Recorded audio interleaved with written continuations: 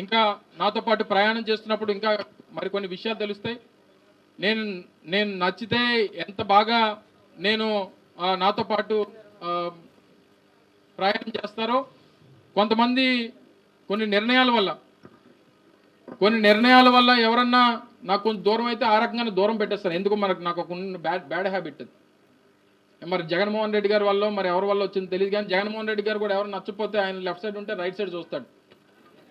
సరే, ఎందుకంటే ఇది ప్రమాదకరమైనటువంటి పరిస్థితులు ఈరోజు రాష్ట్రంలో ప్రభుత్వం వల్ల కొనసాగుతూ ఉన్నాయి. ఒక సోషల్ మీడియాలో పోస్ట్ పెడితే అరెస్ట్ చేస్తూ ఉన్నారు, ఎవరైనా మైక్ ముందుకు వచ్చి మాట్లాడితే అరెస్టులు చేస్తూ ఉన్నారు, అక్రమంగా కేసులు పెడతా ఉన్నారు, జైల్లో బంధిస్తూ ఉన్నారు. ఉదాహరణకు గాజువాకలో ఒక కుర్రాన్ని ఆల్మోస్ట్ 65 రోజులుగా పాపం సెంట్రల్ జైల్లో ఉన్నాడు. 24 కేసులు పెట్టారు. ఇక్కడి నుంచి కొంతమందిని అరెస్ట్ చేశారు. అయినా సరే ఈరోజు ఇంకా మనం ముందుకొచ్చి పార్టీ జెండా పట్టుకొని మీరు ముందుకు వస్తూ ఉన్నారంటే తప్పకుండా మీకోసం ప్రాణాలు ఇవ్వాల్సినటువంటి బాధ్యత పార్టీ నాయకత్వానికి ఉంది. ఆ బాధ్యత మేము తీసుకుంటామనేటువంటి విషయాన్ని కూడా మీ అందరికీ తెలియజేస్తా ఉన్నా. వేరే వ్యాపకాలు లేవు, వ్యాపారాలు లేవు, ఇతర ఆలోచనలు లేవు. రాజకీయాన్ని ఒక ప్రొఫెషన్గా, రాజకీయాన్ని హాబీగా కాదు. ఈ కొత్తగా వచ్చిన ఈ డబ్బున్నోళ్ళలాగా ఇప్పుడు కొత్తగా మన పార్లమెంట్ సభ్యుడు వచ్చాడు, వీళ్ళు ఎక్కడి నుంచో వచ్చారు, ఫ్లైట్లు వేసుకొస్తున్నారు, ఫ్లైట్లు వేసుకుపోతున్నారు. పక్కనే తారులో ఉన్న ముత్యాలనాయుడు గారిని ఓడించారు మీరు.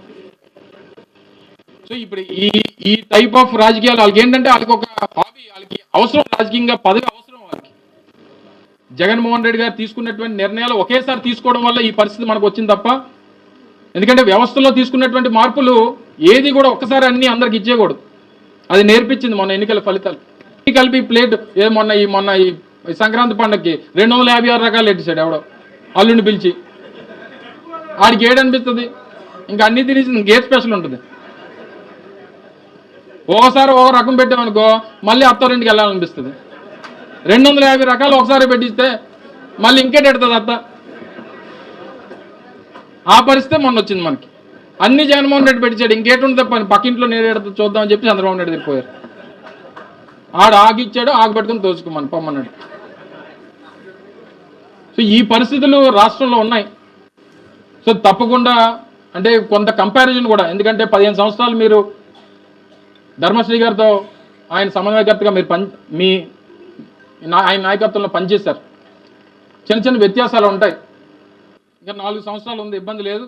ఈ 4 సంవత్సరాలు మీ అందరి తాలూకా ప్రేమానురాగాలు, మీ అందరి అభిమానం, మీ అందరి ఆశీస్సులు, మీ అందరికంటే చిన్నవాడిని, మీ అందరి ఆశీస్సులు నాకు ఉండాలి.